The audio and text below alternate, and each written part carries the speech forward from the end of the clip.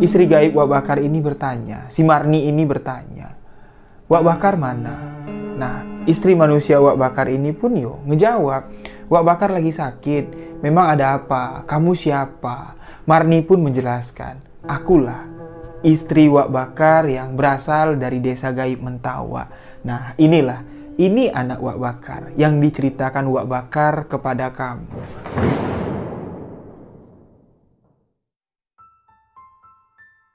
Bismillahirrahmanirrahim. Assalamualaikum warahmatullahi wabarakatuh. Halo sahabat-sahabat sebuah kisah misteri. Di sebuah kisah misteri kali ini saya akan menceritakan kisah desa Mentawa di bagian ketiga, yang menceritakan seseorang yang dapat menikah dengan wanita gaib yang ada di desa Mentawa.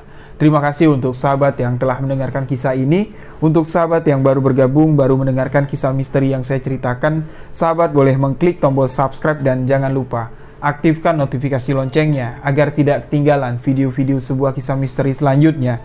Sahabat juga bisa memfollow akun Instagram saya rio.wijaya91, karena di Instagram saya sering live untuk menceritakan kisah-kisah misteri.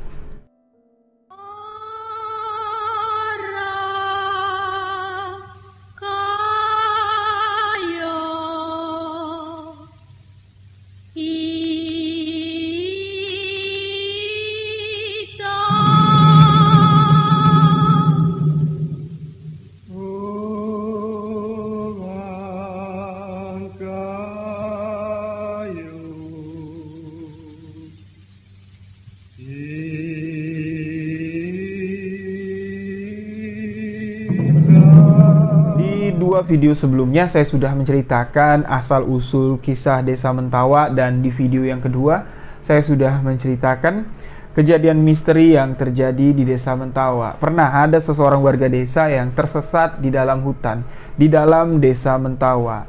Nah, di bagian yang ketiga ini saya akan menceritakan seseorang yang menikahi gadis yang ada di dalam desa gaib Mentawa. Kisah ini diceritakan oleh ayah saya, ya. Cerita ini sudah turun-temurun lah diceritakan, karena ini boleh dikatakan sebuah legenda yang pernah terjadi di keluarga kami. Orang yang saya ceritakan ini tidak lain dan tidak bukan masih ada hubungan darah dengan saya. Namun nama aslinya tidak saya sebutkan di sini karena ini adalah pesan dari bapak saya. Kejadian ini terjadi sewaktu zaman penjajahan Belanda dulu. Ada seorang yang bernama Datuk Bakar. Kita sebut saja dengan nama Datuk Bakar. Datuk Bakar ini salah satu pejuang yang ada di daerah Jambi. Datuk Bakar usianya masih muda pada saat itu. Usianya baru, belum menikah lah Datuk Bakar. Beliau ini mengikuti perjuangan. Beliau berjuang untuk mempertahankan daerah Jambi dari desakan tentara Belanda yang sangat banyak sekali menggempur wilayah Jambi pada saat itu. Nah, di tengah peperangan ini, Datuk Bakar ini sudah memiliki basic. Beliau telah banyak ilmu kanuragan sudah dikuasai sama Datuk Bakar ini. Ilmu kebatinan sudah dikuasai sama Datuk Bakar ini. Dan pada situasi yang mendesak, pahlawan-pahlawan perjuangan di daerah Jambi ini sebagian besar sudah ditangkap sama Belanda banyak yang diasingkan, termasuk buyut saya, Buyut Ahmad, yang makamnya kemarin sudah saya ajak sahabat-sahabat semua untuk melihat makam Buyut Ahmad. Buyut Ahmad ditangkap dan dibuang ke daerah Malang. Nah, sedangkan sebagian besar dari pahlawan perjuangan yang ada di daerah Jambi ini mereka dapat meloloskan diri, termasuk Datuk Bakar. Pada saat itu, Datuk Bakar ini lari ke daerah Uluan, lari ke daerah Air Hitam, dan Datuk Bakar masuk ke dalam wilayah Mentawa. Yang mana Datuk Bakar ini memang mengamalkan ilmu yang didapat dari desa gaib Mentawa. Sebelum saya melanjutkan kisah yang akan saya bagikan tentang pengalaman Datuk Bakar menikah dengan wanita gaib yang ada di desa Mentawa, saya menjelaskan dulu siapa Datuk Bakar ini dan ilmu apa yang diamalkan Datuk Bakar sehingga beliau bisa masuk ke dalam desa gaib Mentawa. Datuk Bakar merupakan anak dari salah seorang yang cukup ternama lah di Jambi yang namanya tidak bisa saya sebutkan. Beliau ini memang dari kecil sudah memiliki kelainan. Kalau kami orang Jambi bilangnya tuh apa ya, laras sungsang ya. Bulu bagian roma Datuk Bakar ini bukan menghadap ke bawah, melainkan bulu romanya itu nyungsang ya, nyungsang ke atas. Dan dari situ Datuk Bakar ini memiliki ciri-ciri lain. Tumbuhlah dewasa si Datuk Bakar ini dan mulailah dilatih oleh ayahnya, mulai dilatih olah kanuragan. Datuk Bakar ini diajarkan silat. Pelan-pelan juga Datuk Bakar ini diasuh kebatinannya, diajarkan tentang ilmu kebatinan, dan Datuk Bakar ini pun dengan cepat bisa istilahnya beradaptasi lah dengan ilmu yang diturunkan oleh bapak dari Datuk Bakar. Dan pada suatu ketika Datuk Bakar ini disuruh masain ilmunya. Salah satu ilmu yang didalami oleh Datuk Bakar yang diturunkan dari bapaknya Datuk Bakar ini adalah ilmu yang didapat oleh bapak Datuk Bakar ini dari desa gaib Mentawa. Nah, ketika Datuk Bakar ini dilepas sama bapaknya, kamu pergi ke sana, Jang. Ya, jadi kalau orang Jambi itu manggil anak laki-laki itu bujang. Kamu pergi ke sana, Jang, di dekat perbatasan antara Air Hitam dengan desa gaib Mentawa. Nanti di sana kamu akan ketemu anak sungai kecil. Nah, ketika kamu sudah sampai ke sana, kamu cari teras kayu yang tenggelam. Nah, teras kayu itu batang kayu yang sudah tua ya. Batang kayu itu semakin lama dia terendam air, dia akan semakin keras, dan itulah yang dinamakan teras. Teras kayu yang dimaksud oleh bapaknya si Datuk Bakar ini adalah teras kayu batang cabai yang ukurannya besar, hampir sama besar dengan batang nangka. Jadi Datuk Bakar ini pergilah ke tempat yang disebutkan oleh bapaknya. Dia mencari teras kayu yang terendam tersebut. Setelah dia sampai, setelah dia menemukan teras kayu yang terendam, Datuk Bakar ini disuruh nyelam. Disuruh nyelam sampai Datuk Bakar ini dapat memegang teras kayu tersebut dan membacakan ilmu yang diamalkan oleh Datuk Bakar. Setelah beliau membacakan amalan ilmu tersebut, Datuk Bakar yang di dalam air, yang sedang nyelam ini, tiba-tiba dia tuh bisa bernapas. Seolah-olah kalau dia tuh nggak di dalam air. Seolah-olah dia sedang berada di sebuah tempat yang sangat luas sekali, dan ternyata Datuk Bakar sudah masuk ke dalam alam gaib desa Mentawa. Disinilah Datuk Bakar mulai mendalami ilmu kebatinannya dengan orang gaib yang ada di desa Mentawa. Yang ditemui Datuk Bakar di sana, orang-orang yang ada di sana, perwujudannya persis sekali, sama persis dengan manusia pada umumnya. Dan ketika Datuk Bakar melihat orang pertama yang nyamperin Datuk Bakar, menyambut Datuk Bakar datang ke sana, Datuk Bakar ini melihat kalau orang itu melihat pakaiannya ya, menggunakan pakaian pendekar dengan ikat kepala berwarna hitam. Di sini Datuk Bakar dijamulah ya, disuruh masuk ke sebuah lapangan dan ilmu kanuragan Datuk Bakar ini diuji. Tiba-tiba orang itu menyerang Datuk Bakar, dan Datuk Bakar pun di sini mengeluarkan jurus silatnya. Mereka berkelahi hingga pada suatu ketika Datuk Bakar ini dapat membuat orang itu terpepet. Ketika Datuk Bakar ingin memukulnya, sosok yang ada di hadapan Datuk Bakar yang menggunakan pakaian serba hitam, menggunakan ikat kepala hitam ini pun tiba-tiba menghilang. Sebelum beliau menghilang, ketika Datuk Bakar ingin memukulnya, sosok itu berubah menjadi harimau. Sosok itu langsung melompat dari depan hadapan Datuk Bakar, dan sosok itu pun seketika menghilang. Yang tinggal di tempat Datuk Bakar, yang ditinggalkan oleh sosok yang tiba-tiba berubah menjadi harimau ini, hanyalah ikat kepalanya yang berwarna hitam. Nah, di sini Datuk Bakar mengambil ikat kepala tersebut dan dijadikanlah ikat buat Datuk Bakar ya, diikat ke bagian tangannya sini, diikat ke bagian tangannya, dan Datuk Bakar pun kembali meneruskan perjalanannya. Sampailah Datuk Bakar ini berjalan memasuki ke lapangan yang kedua. Nah, lapangan kedua ini ukurannya tidak terlalu besar. Di sana juga sama sekali tidak ada bangunan. Yang ada di sana cuma hamparan rumput hijau. Lagi-lagi di sini Datuk Bakar ya didatangi oleh dua orang pendekar. Nah, dua orang pendekar yang mendatangi Datuk Bakar ini adalah sepasang suami istri. Jadi Datuk Bakar di sini disuruh masuk ke lapangan, dan mereka pun mulai kembali menguji ilmu kanuragan yang dimiliki oleh Datuk Bakar. Nah, di lapangan kedua inilah Datuk Bakar mulai merasa berbeda lah di dalam dirinya. Yang tadi ketika Datuk Bakar bertarung di lapangan pertama dengan sosok yang tiba-tiba berubah menjadi harimau, Datuk Bakar ini masih ingat lah jurus-jurus yang dikeluarkan Datuk Bakar ya.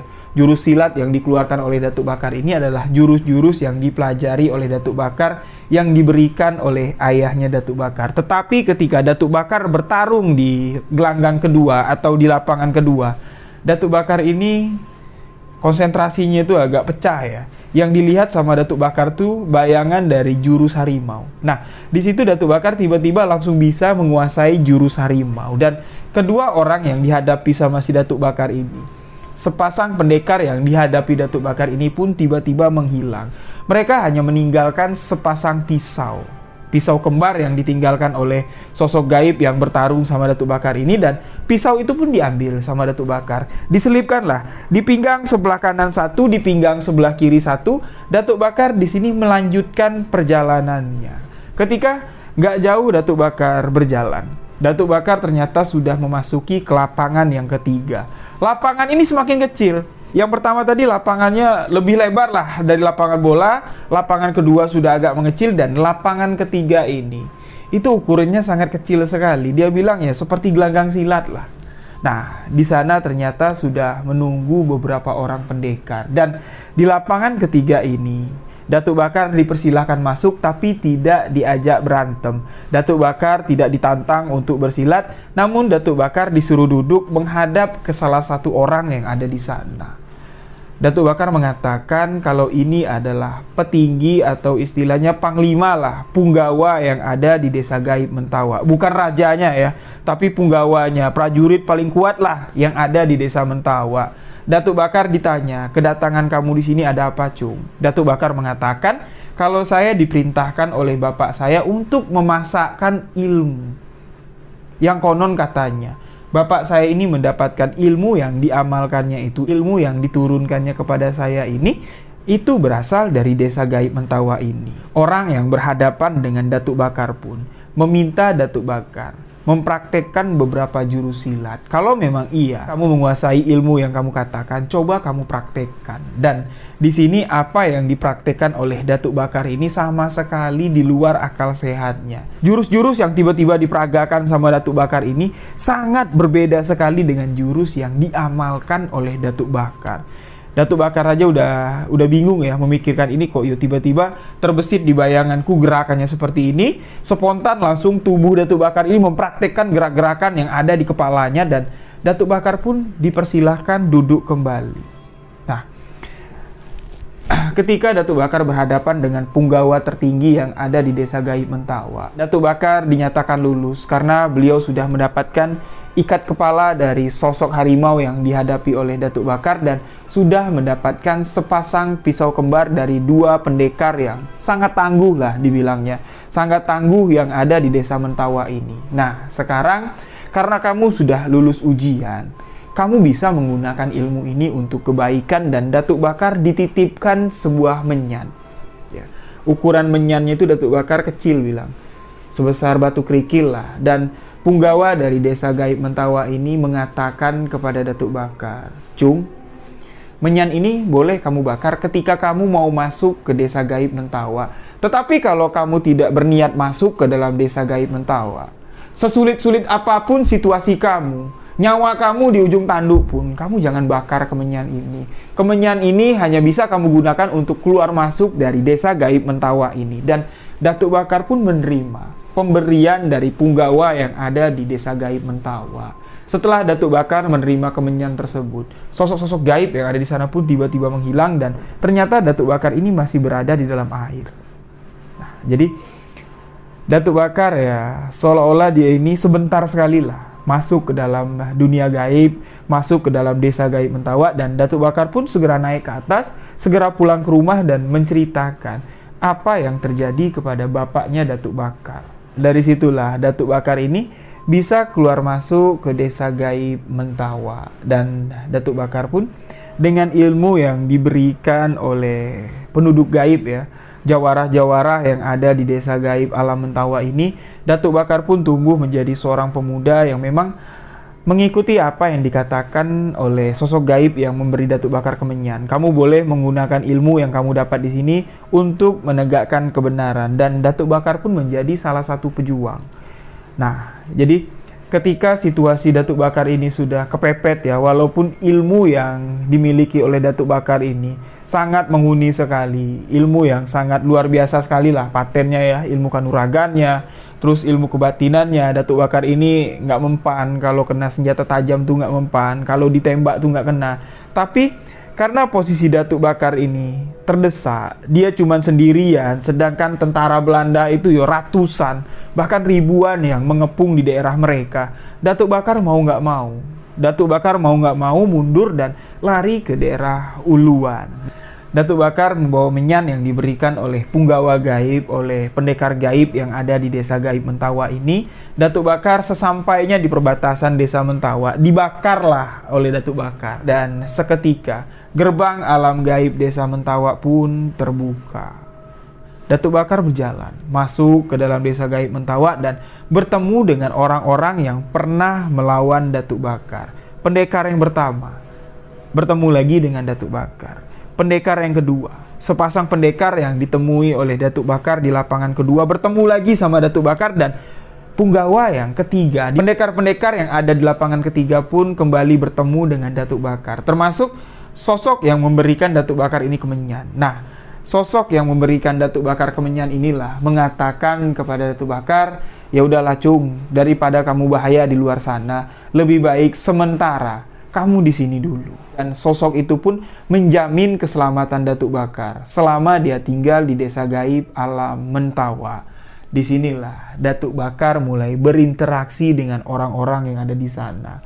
Ketika Datuk Bakar dibawa masuk lebih jauh memasuki desa alam gaib Mentawa ini, apa yang dilihat sama Datuk Bakar ini sudah berbeda sekali. Ketika Datuk Bakar ini diajak masuk lebih jauh, lebih dalam ke desa gaib alam Mentawa, beliau melihat kalau kondisi yang ada di sana, kehidupan yang ada di sana sangat jauh berbeda sekali dengan kehidupan yang ada di luar. Dan Datuk Bakar mengatakan, orang-orang yang ada di sana, ya sosok-sosok gaib lah ya, orang lah kita sebut di sini, karena perwujudannya itu nggak menyeramkan. Perwujudan itu sama persis seperti manusia. Itu orangnya, kalau yang cowok ganteng-ganteng, kalau cewek cantik-cantik sekali. Mereka yang ada di sana menggunakan pakaian yang sangat rapi sekali. Bahkan Datuk Bakar ketika di sana itu dia tuh minder karena pakaian Datuk Bakar ini ya pakaian pendekar. Pakaian Datuk Bakar ini serba hitam, dan ketika Datuk Bakar dikenalkan kepada satu keluarga yang mau menampung Datuk Bakar selama Datuk Bakar tinggal di sana, Datuk Bakar ini diberikanlah pakaian yang sesuai dengan makhluk gaib yang ada di sana. Datuk Bakar pun diperkenalkan dengan keluarga orang tersebut. Mereka memiliki 3 orang anak. Salah satunya adalah seorang wanita yang sangat cantik sekali. Nah, kita sebut saja ya, sosok gaib yang menampung Datuk Bakar di rumahnya ini dengan sebutan nama Darman. Darman dan istrinya senang sekali menyambut Datuk Bakar karena dia melihat kalau Datuk Bakar ini orang yang baik, dan mendengar cerita dari Datuk Bakar. Datuk Bakar ini sedang diincar sama tentara Belanda, mau dihabisin. Orang ini sangat simpatik sekali mengatakan kepada Datuk Bakar, "Cung, kalau kamu di sini, mau selamanya pun kamu di sini, kamu nggak masalah. Kamu sudah kami anggap seperti anak kami sendiri." Dan Datuk Bakar di sini disebutkan ya, atau diingatkanlah sama keluarganya si Pak Darman ini, "Cung, ingat Cung, kalau kamu di sini, kalau kamu tinggal di sini, kalau kamu main ke rumah orang-orang ya, penghuni-penghuni lain yang ada di desa gaib Mentawa ini, kalau kamu ditawarin makan, kamu tolaklah makanan mereka dengan halus, dengan sebutan atau kamu bilang, saya nggak makan makanan kalian." Nah, Datuk Bakar di sini bertanya, kenapa saya harus menolak pemberian orang di sini? Karena kan orang-orang di sini semuanya baik. Saya tahu penghuni yang ada di sini semuanya baik, termasuk Bapak dan Ibu Darman.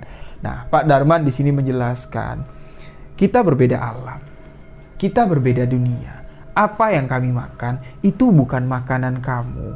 Nah, kalau kamu mau makan, nanti makanan kamu disiapkan oleh anak gadis kami. Kita sebut sajalah anak gadis dari Pak Darman ini dengan nama Marni. Nanti Marni yang akan mempersiapkan makanan kamu. Dikenalkanlah, Marni dipanggil dari dapur, dikenalkanlah dengan Wak Bakar. Ketika Wak Bakar melihat sosok Marni, menatap bola mata si Marni, Seketika Wak Bakar langsung jatuh hati kepada Marni. Dan singkat cerita, di sini Marni lah yang menyediakan makanan untuk Wak Bakar. Wak Bakar mengatakan Marni ini 2 hari sekali atau 3 hari sekali beliau keluar dari desa gaib Mentawa untuk mencari persediaan makan. Marni pun di sini mengatakan kalau saya tuh palingan bisanya nyiapin ubi, buah-buahan. Kalau masakan-masakan seperti yang dimasak orang di desa, saya nggak ngerti. Cara masaknya gimana saya nggak ngerti. Sedangkan kalau orang-orang yang ada di sana makanannya itu terlihat sangat enak sekali. Di sini Marni mengatakan itu cuma bayangan kamu saja. Semua yang ada di sini itu cuma bayangan kamu saja karena kamu berbeda alam dengan kami. Tapi ketika kamu tahu keadaan yang sebenarnya yang ada di sini seperti apa, pasti kamu tidak akan betah. Kamu akan takut tinggal di sini. Nah, singkat cerita, Wak Bakar ini nggak tahu ya sudah berapa lama dia berada di dalam desa gaib alam Mentawa. Hubungan Wak Bakar dengan si Marni ini, anaknya si Pak Darman ini pun hubungan mereka semakin dekat. Singkat cerita, Wak Bakar pun menikah dengan Marni, wanita gaib yang ada di desa Mentawa. Dan mereka pun memiliki seorang anak. Anak laki-laki yang dilahirkan oleh si Marni ini pun normal, layaknya bayi pada umumnya. Wak Bakar pun di sini memperhatikan tumbuh kembang anaknya. Wak Bakar sampai lupa kalau dia tuh udah berapa lama tinggal di sana. Lalu di sini beberapa orang yang ada di desa gaib alam Mentawa mengatakan kepada Wak Bakar kalau di luar sana orang-orang yang ditakutin sama Wak Bakar, yaitu pasukan Belanda lah yang mengejar-ngejar Wak Bakar, semuanya sudah nggak ada lagi. Keadaan di luar sudah aman dan Wak Bakar pun sangat senang sekali mendengarnya. Wak Bakar berpamitan kepada keluarganya si Pak Darman, berpamitan kepada Marni. Wak Bakar mengatakan, saya mau pulang dulu, saya mau melihat keluarga saya dan ketika saya sudah mengetahui kondisi keluarga saya di dusun gimana, saya akan segera kembali ke sini. Keluarganya dari Pak Darman serta Marni, istrinya dari Wak Bakar ini pun mengizinkan Wak Bakar untuk keluar dari desa gaib alam Mentawa. Wak Bakar pun keluar. Ternyata Wak Bakar ini sudah hilang, sudah menghilang masuk ke dalam desa gaib alam Mentawa ini sudah lama sekali. Ketika Wak Bakar keluar dari desa gaib alam Mentawa, dia baru sadar kalau tubuhnya itu sudah tua sekali. Rambutnya sudah mulai putih, badannya sudah mulai kendor. Wak Bakar di sini baru sadar. Namun sebelum Wak Bakar ini keluar dari desa gaib alam Mentawa, dia merasa kalau tubuhnya itu masih gagah sekali.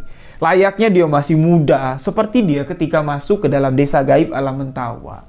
Ketika Wak Bakar pulang ke dusunnya, orang-orang dusun itu histeris lah. Lihat Wak Bakar, kamu dari mana saja? Kami kira kamu sudah mati dibunuh sama Belanda. Bahkan ketika Wak Bakar pulang ke dusunnya, dia sampai ke rumah, berita duka yang didapat oleh Wak Bakar. Ternyata bapak atau ayah dari Wak Bakar sudah meninggal dunia. Sudah meninggal dunia ketika Belanda menggerbek rumah Wak Bakar untuk mencari Wak Bakar. Bapaknya dari Wak Bakar yang sudah tua, itu mencoba untuk memberikan perlawanan. Namun memang ajal sudah ditentukan. Orang tua atau bapak dari Wak Bakar ini meninggal dunia di pertempuran tersebut. Namun di sini ibu dari si Wak Bakar ini masih hidup. Ibunya menceritakan semua kalau ayah dari Wak Bakar berpesan, suatu saat nanti kalau Bakar pulang ke rumah, sampaikan kepada Bakar apa yang dipegang sama Bakar sekarang jangan sampai diturunkan lagi. Karena ketika masanya Bakar mati nanti, itu masanya udah berubah. Itu adalah amanat yang disampaikan oleh bapak dari Wak Bakar. Nah, ibu Wak Bakar ini juga mengatakan, bapak kamulah yang mengatakan ketika kamu lari, bapak kamulah yang paling yakin sekali kalau Bakar nggak bakal ketangkap sama Belanda. Kalau Bakar pasti bakal balik ke rumah ini. Memang apa yang dikatakan bapak kamu benar, kamu balik. Nah, Wak Bakar menceritakanlah di sini apa yang dialami oleh Wak Bakar selama dia dalam pelarian. Wak Bakar masuk ke dalam desa gaib alam Mentawa. Sebenarnya ibu Wak Bakar hampir nggak percaya. Ditambah lagi ketika Wak Bakar mengatakan kalau dia sudah menikah dan memiliki seorang anak laki-laki. Wak Bakar mengatakan seperti ini kepada ibunya. Bu, ibu sekarang sudah punya cucu. Aku sudah punya anak. cucu ibu laki-laki. Ibunya si Wak Bakar ini kaget. Lah, tadi kamu bilang kamu lari ke desa gaib Alam Mentawa. Kok sekarang kamu bilang kamu sudah punya anak? Wak Bakar menjelaskan kalau anak yang dimaksud Wak Bakar ini adalah hasil pernikahan Wak Bakar dengan wanita gaib yang ada di desa Mentawa. Ibunya Wak Bakar di sini sempat mengucap, astagfirullahaladzim, nak, kamu tahu nggak apa yang ada di sana? Kamu ngerti nggak mereka-mereka yang ada di sana itu siapa? Wak Bakar di sini menjelaskan semua. Saya sudah paham, Bu. Saya sudah tahu. Ya mungkin Allah menjodohkan saya dengan sosok gaib yang ada di sana. Saya pun nggak meminta, Bu, bisa menikah dengan sosok gaib yang ada di sana. Lantas di sini ibunya Wak Bakar pun mencoba untuk mengingatkan kembali Wak Bakar. Hati-hati, nak. Ketika kamu sudah bermain api, hati-hati. Api itu bisa membakar kamu kalau kamu tidak dapat segera memadamkannya. Nah, maksud perkataan Ibu Wak Bakar di sini adalah ya sudahlah. Kalau kamu sudah nikah dengan bangsa gaib yang ada di sana, ya udah tinggalin aja. Mumpung kamu sekarang sudah ada di luar. Ya, kamu jalaninlah kehidupan kamu sesuai dengan kodrat kamu sebagai manusia. Kamu cari wanita yang ada di kampung ini. Ibu nikahin kamu karena usia kamu sudah tua sekali, nak. Nah, Wak Bakar di sini mengatakan kepada ibunya, saya nggak bisa, Bu. Saya sudah punya istri. Nah, kalau saya mau menikah dengan wanita asli, istilahnya ya, menikah dengan sesama manusia, saya harus meminta izin kepada istri saya. Dan Wak Bakar pun di sini menjelaskan kembali kepada ibunya Wak Bakar kalau orang-orang yang ada di sana tuh baik-baik, Bu. Sakingan baiknya, saya tuh diperingatkan tata cara hidup di sana. Saya nggak boleh sembarangan makan di sana. Dan istri saya ini setiap hari dia keluar untuk mencari bahan makanan tuh cuma untuk saya. Dan ibunya Wak Bakar pun di sini mengatakan, ya terserahlah, terserah kamulah. Pilihan hidup itu ada di kamu. Nah, sekarang Wak Bakar sudah menjelaskan kepada ibunya dan beliau pun meminta izin untuk kembali ke desa gaib Alam Mentawa. Nah, ketika Wak Bakar ini kembali ke desa gaib Alam Mentawa, Wak Bakar ini ngerasa kalau dia itu cuma pergi sehari 2 hari. Tapi Wak Bakar ini dia perginya itu berbulan-bulan, lama sekali hilangnya. Ketika dia pulang, ibunya Wak Bakar ini kembali mengingatkan anaknya, nak, ingat nak, kalau kamu bermain api, kamu harus siap untuk segera memadamkan api tersebut. Kalau enggak, kamu akan kebakar. Nah, di sini Wak Bakar lagi-lagi mengatakan kepada ibunya, iya Bu, aku ingat. Dan Wak Bakar pun mengatakan untuk kepergian yang kedua kalinya ini, Wak Bakar akan meminta izin kepada istri gaib Wak Bakar. Boleh nggak kalau aku menjalankan kodratku untuk menikah dengan sesama manusia? Kalau istri gaibku mengizinkan, yo, aku akan nikah, Bu. Tapi kalau istri gaibku tidak mengizinkan, aku nggak bisa, Bu. Karena aku sudah berhutang nyawa dengan penduduk gaib yang ada di desa Mentawa. Nah, jadi Wak Bakar di sini minta izin lagi untuk masuk ke dalam desa gaib Alam Mentawa kepada ibunya. Wak Bakar pun masuk ke dalam desa gaib Alam Mentawa. Wak Bakar melihat kalau anaknya itu sudah tumbuh. Ya, usianya kurang lebih hampir sekitar 6 tahun. Dan Wak Bakar pun meminta izin kepada istri gaib dari si Wak Bakar ini. Kalau dia mau menikah lagi dengan seorang perempuan. Boleh nggak? Dan alhamdulillah, istri gaib dari Wak Bakar ini mengizinkan. Yo, kalau abang mau nikah sama manusia, ayo silakan. Tapi ingat, jangan lupa sama anak kita. Dan istrinya Wak Bakar ini mengatakan, anak Wak Bakar ini akan mengikuti Wak Bakar kemanapun. Walaupun anak ini nggak perlu diurus sama Wak Bakar, nggak perlu dikasih makan, nggak perlu dimandiin. Anak ini akan terus tumbuh menjadi remaja dewasa. Walaupun dia tidak terlihat oleh orang lain yang ada di desa nanti, dia akan selalu mengikuti Wak Bakar. Tapi belum saatnya sekarang. Nah, jadi anaknya yang baru berusia 6 tahun ini ya, itu belum bisa keluar dari desa gaib Alam Mentawa. Nah, ketika Wak Bakar sudah diberikan izin oleh istri gaibnya untuk menikah, Wak Bakar pun kembali pulang. Dijodohkanlah Wak Bakar ini menikah dengan seorang perempuan, yang mana wanita yang dijodohkan kepada Wak Bakar ini itu bukan orang lain, melainkan masih sanak famili dari Wak Bakar. Mereka menikah. Namun sebelum Wak Bakar ini menikah, dia jujur sama istrinya ini. Kalau dia sudah memiliki istri dan seorang anak, Tapi istri Wak Bakar ini bukan manusia, melainkan bangsa gaib. Bangsa gaib yang ada di desa Mentawa. Istri Wak Bakar ini, istri manusia Wak Bakar ini nggak percaya. Ah bang, manalah aku percaya. Itu cuma cerita aja bang, mitos. Nah, terserah kamu. Kalau kamu mau percaya ya silakan. Kalau kamu nggak percaya itu hak kamu. Yang penting saya sudah mengatakan kepada kamu yang sebenarnya. Lalu di sini mereka pun melangsungkan pernikahan. Wak Bakar melakukan ijab kabul dan Wak Bakar pun sah menikah dengan istrinya yang seorang manusia tulen ini. Namun kehidupan rumah tangga Wak Bakar ini tidak seharmonis yang dibayangkan oleh istrinya Wak Bakar. Wak Bakar ini lebih banyak menghabiskan waktu sendirian. Wak Bakar lebih banyak memilih untuk tidur sendirian daripada tidur dengan istri manusianya Wak Bakar. Jadi di rumah Wak Bakar ini ya, itu ada 2 kamar. Kamar yang pertama itu kamar Wak Bakar dengan istrinya, dan kamar kedua itu kamar kosong. Nah, Wak Bakar ini lebih memilih untuk tidur dengan istri gaibnya. Jadi istri gaib Wak Bakar ini datang ke alam manusia, menemui Wak Bakar, dan mereka melakukan hubungan lah ya. Mereka melakukan hubungan suami istri. Kalau Wak Bakar sedang berada di dalam kamar itu, dia sering ngobrol sama istri gaibnya ini. Terdengarlah obrolan Wak Bakar. Namun istri sah dari Wak Bakar, istri manusia dari Wak Bakar ini, ketika dia membuka pintu, sama sekali tidak ada orang yang dilihatnya. Dan istri dari Wak Bakar ini pun bertanya, "Bang, abang ngomong sama siapa?" "Oh, tadi istriku datang ke sini. Nah, aku ngobrol lah sama dia." Nah, istri dari Wak Bakar ya, istri sah dari Wak Bakar masih nggak percaya kalau Wak Bakar ini memang memiliki istri gaib. Sama sekali nggak masuk akal lah, dia bilang. Dia nggak terlalu memikirkan, dia cuma beranggap kalau Wak Bakar ini gila ilmu. Mungkin karena terlalu banyak ilmu yang diamalkan oleh Wak Bakar, sosok-sosok gaib yang ada di sekitaran rumahnya itu mendekati Wak Bakar. Jadi Wak Bakar ini bisa berkomunikasi lah dengan sosok gaib. Cuman itulah yang ada di pikiran istri sah dari Wak Bakar.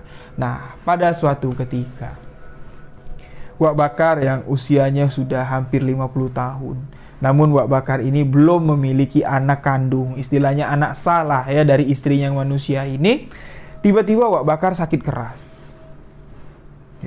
Wak Bakar ini demam panas. Sudah seminggu Wak Bakar yang biasanya sholat berjamaah di masjid, tapi karena dia sakit, dia nggak bisa keluar rumah, jadi dia sholat di rumah lah. Nah, karena Wak Bakar ini sakit parah, istri gaib dari Wak Bakar yang ada di desa gaib Mentawa beserta anak Wak Bakar ini pun datang ke rumah Wak Bakar dengan wujud manusia.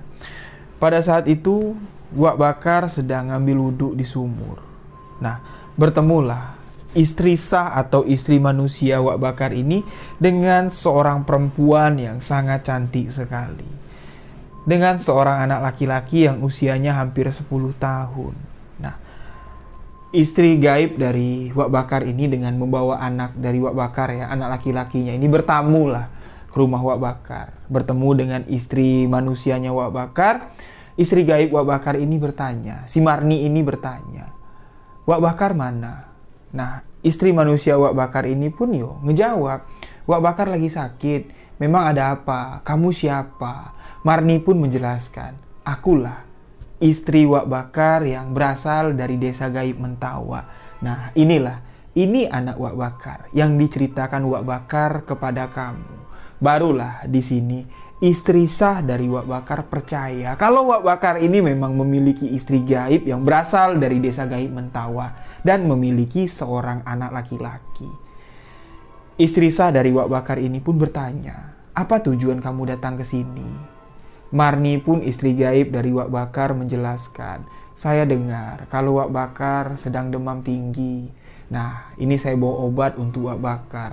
Si Marni, istri gaib Wak Bakar yang berasal dari desa gaib Mentawa ini, itu memberikan bungkusan daun pisang ya. Istri gaib Wak Bakar, si Marni ini mengatakan, "Tumbuh-tumbuhan yang ada di sini, yang ada di dalam bungkusan daun pisang ini kamu rebus. Kamu suruh Wak Bakar meminumnya. Mudah-mudahan Wak Bakar bisa sembuh."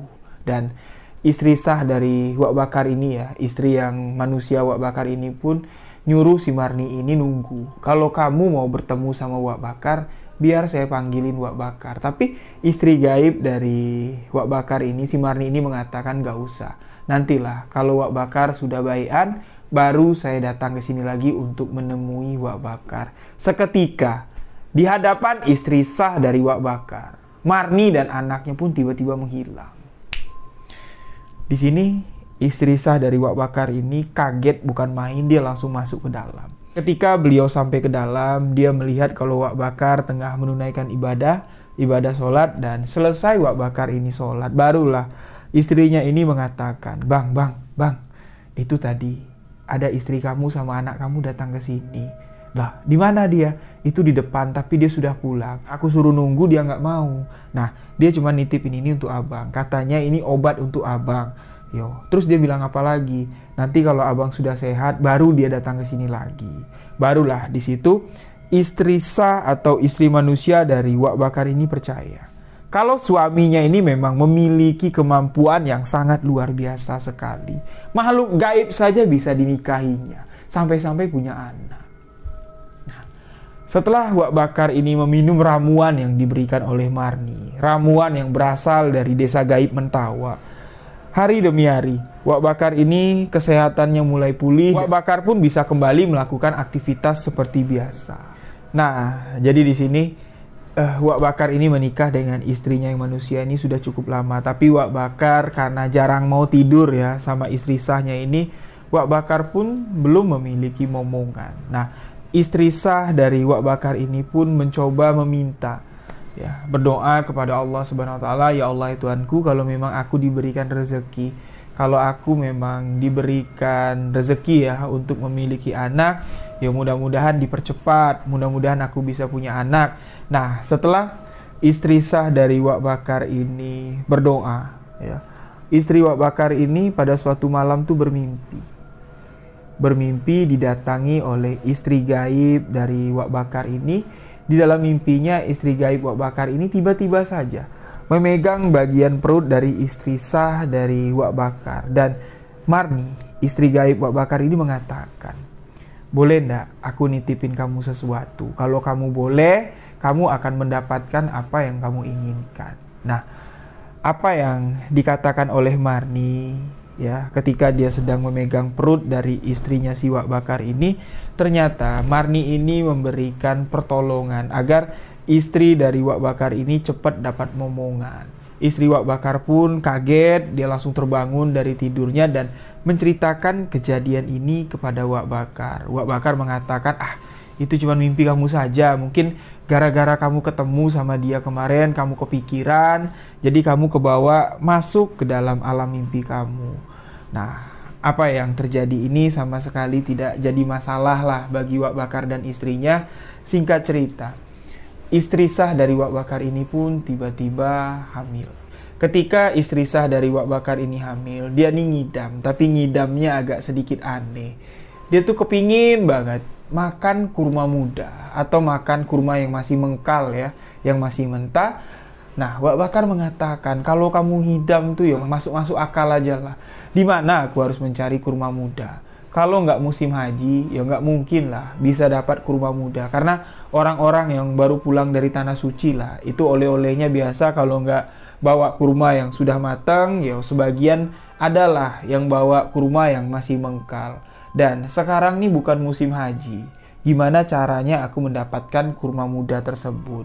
Tapi di sini Wak Bakar mencoba untuk nenangin istrinya lah. Yo insya Allah lah, nanti aku usahain dulu, aku cari, aku tanyalah sama warga-warga kampung, mana tahu mereka masih ada yang nyimpan kurma muda atau yo mereka dapat dari mana. Nah, jadi ketika Wak Bakar ini di tengah kebingungan, Wak Bakar pun ya, menunaikan sholat hajat.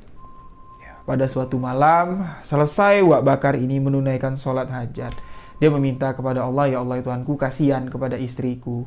Yo, kami sudah lama menunggu kehamilan istri saya ini dan dia nih ngidamnya aneh. Pastilah permintaan dari istri saya ini ada kaitannya dengan kuasa yang engkau miliki. Dan seketika setelah Wak Bakar ini berdoa, kurma muda itu ada di hadapannya. Tapi nggak banyak, Wak Bakar bilang. Cuman ada 4 buah. Dalam satu tangkai itu cuman ada 4 buah. Dan itu adalah kurma muda asli. Wak Bakar melihat di sekelilingnya dan ternyata yang mengantarkan kurma muda ini adalah Marni, istri gaib dari Wak Bakar. Dan ketika Marni memberikan kurma muda itu, Marni pun sekaligus menitipkan anaknya yang sudah tumbuh dewasa. Tapi Marni bilang pada Wak Bakar, anak kita aku titipkan kepada kamu. Walaupun orang-orang tidak dapat melihatnya, walaupun kamu nggak perlu ngurusnya, ngasih makannya nggak perlu, mandiinnya nggak perlu, anak kita akan mengikuti kamu. Apapun yang terjadi kepada kamu, misalnya Wak Bakar ini dalam keadaan kesulitan, anak kita insya Allah dapat membantu kamu. Tapi dengan satu catatan, jangan pernah sekalipun kamu membentak, dan kamu jangan pernah berkata kasar kepada anak ini. Ketika kamu mengatakan sesuatu yang tidak baik, kamu marah sama dia, kamu ngatain dia yang macam-macam, dia akan menghilang. Ketika dia menghilang dari kehidupan kamu, apa yang kamu miliki sekarang, kekuatan yang kamu miliki sekarang pun juga ikut sirna. Dan Wak Bakar pun di sini mengatakan kepada Marni, istri gaibnya, ya nggak mungkin lah. Nggak mungkin aku akan marahin anakku sendiri. Nggak mungkin lah aku bakal ngata-ngatain anakku sendiri. Toh juga dia tidak terlihat. Lantas di sini Marni mengatakan ini adalah pertemuan kita yang terakhir. Nah, hari itu, malam itu ya, ketika Marni ini mengantarkan 4 buah kurma muda yang diidam-idamkan oleh istri si Wak Bakar ini, Marni pun menghilang dari kehidupan Wak Bakar. Dan disinilah dimulai sosok anak gaib yang dimiliki Wak Bakar, yang dihasilkan dari pernikahannya dengan sosok gaib di Desa Mentawa ini, mengikuti kehidupan Wak Bakar. Setelah istri Wak Bakar ini memakan kurma muda yang diingin-inginkannya, ya, istri Wak Bakar pun bingung, kamu dapat ini dari mana? Wak Bakar cuma mengatakan, kamu nggak perlu tahu dari mana, ini adalah jalan yang Allah berikan. Kamu bisa makan ini adalah jalan yang sudah ditakdirkan oleh Allah. Dan Wak Bakar pun di sini melakukan aktivitasnya seperti biasa, yang mana Wak Bakar ini selalu menjadi imam di masjid kalau dia lagi sehat. Dan setelah mengimam di masjid, Wak Bakar ini tuh ngajarin anak-anak kecil ngaji. Nah, ketika Wak Bakar ini mengajari anak-anak kecil ngaji, beberapa santri dari Wak Bakar, ya, anak-anak yang belajar ngaji sama Wak Bakar ini tuh sadar. Mereka dapat melihat kalau sosok anak kecil yang mengikuti Wak Bakar ini selalu ngintil di belakang Wak Bakar. Bahkan ketika Wak Bakar mengajarkan anak-anak ini ngaji, sosok kecil yang ada di belakang Wak Bakar ini pun juga ikut ngaji. Jadi santri-santri yang dapat melihat sosok gaib, ya, anak gaib yang selalu mengikuti Wak Bakar ini pun bertanya, "Tuh, itu ada anak kecil tuh di belakang Datuk. Itu siapa tuh?" Wak Bakar cuma tersenyum dan mengatakan, "Itu anakku." Nah, jadi santri-santri Wak Bakar ini nggak percaya, ya. Mereka malah ketawa lah. Ya, ketawa. Nah, nggak mungkin lah Datuk punya anak kayak gitu. Anak Datuk itu kan nggak kelihatan. Nah, sosok anak kecil yang mengikuti Wak Bakar ini pun marah. Anak-anak yang ngatain anak Datuk itu nggak kelihatan. Keesokan harinya itu demam. Kayak keteguran kayak gitulah. Dan Wak Bakar pun di sini mencoba mengingatkan anak gaibnya ini. Jangan kayak gitu. Ya. Kalau orang ngatain kamu kayak gitu tuh, yo biarinlah. Toh juga kamu kan memang nggak kelihatan. Cuman orang-orang yang memiliki kemampuan lah yang dapat melihat kamu. Kalau kamu mau ngikut bapak, kalau kamu mau sama-sama dengan bapak, yo kamu jangan kayak gitu. Nanti bapak yang dapat susahnya. Anak gaib Wak Bakar pun kalau diomongin baik-baik, dia juga ngerti. Nah, singkat cerita, usia Wak Bakar ini sudah semakin tua. Anak Wak Bakar pun sudah lahir ke dunia. Dan ketika anak Wak Bakar ini lahir ke dunia, sosok gaib yang mengikuti Wak Bakar ini seolah-olah senang sekali. Sosok gaib ini mendampingi anaknya Wak Bakar. Dan inilah yang akan menjadi cikal bakal. Keturunan dari Wak Bakar ini didampingi oleh sosok gaib dari Desa Mentawa. Dan cikal bakal dari orang-orang yang dapat keluar masuk, ya, ke Desa Mentawa ini adalah anak keturunan dari Wak Bakar. Dan Wak Bakar pun meninggal dunia. Nah, ketika Wak Bakar meninggal dunia, anak Wak Bakar ini sudah berusia sekitar 16 tahun, ya, sudah mulai remaja. Dan Wak Bakar ini meninggal di usia ke-80 atau 85 tahun. Sekitar itulah bapak saya bilang. Pokoknya Wak Bakar ini meninggal sudah tua sekali. Wak Bakar pun meninggalnya tuh sakit ya, karena sakit tua.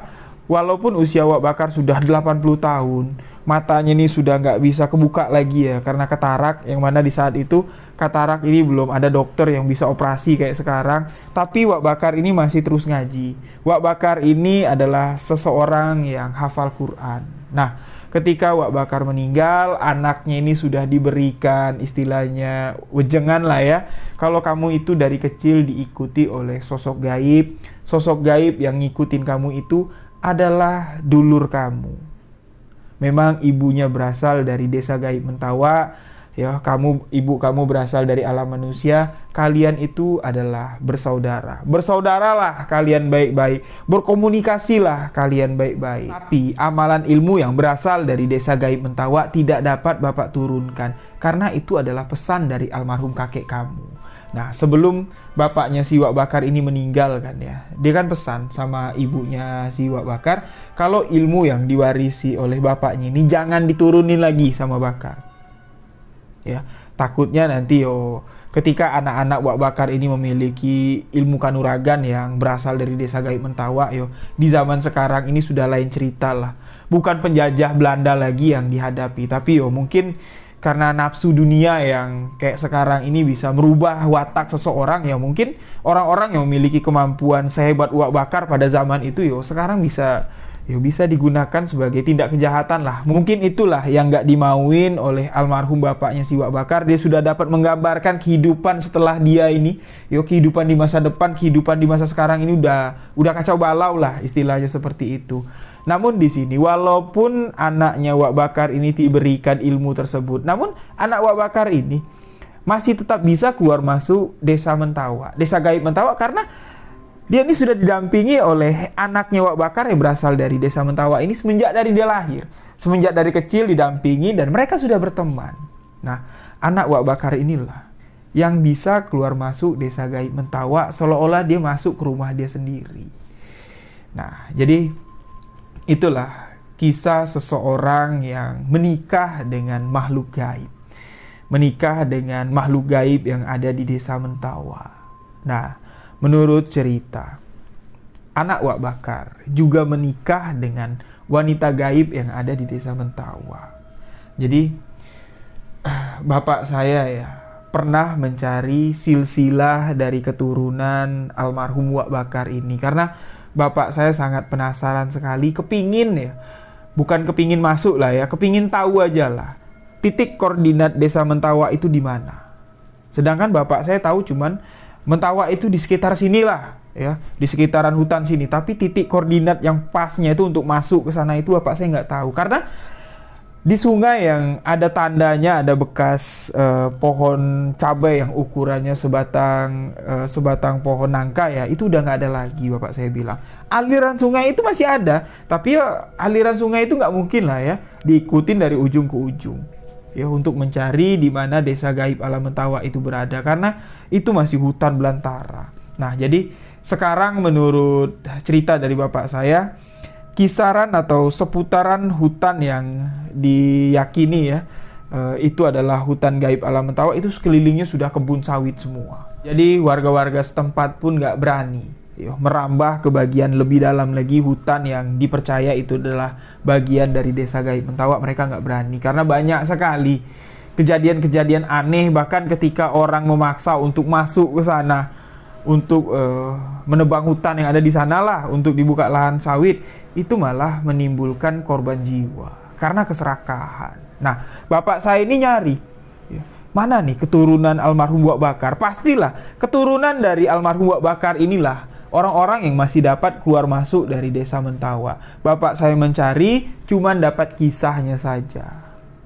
Ya, dapat kisahnya saja. Keturunan dari almarhum Wak Bakar ini sudah tidak dapat lagi dilacak di mana. Padahal almarhum atau keturunan dari Wak Bakar ini masih ada hubungan keluarga dengan kami. Ya, hubungan keluarga jauh lah, masih ada hubungan darah. Tapi bapak saya sudah nggak bisa lagi melacak keberadaannya di mana. Anak keturunan atau cucu cicit lah dari keluarga almarhum Wak Bakar. Nah, jadi demikianlah sebuah kisah misteri kali ini, yang mana ini merupakan kisah nyata kejadian yang terjadi di Jambi.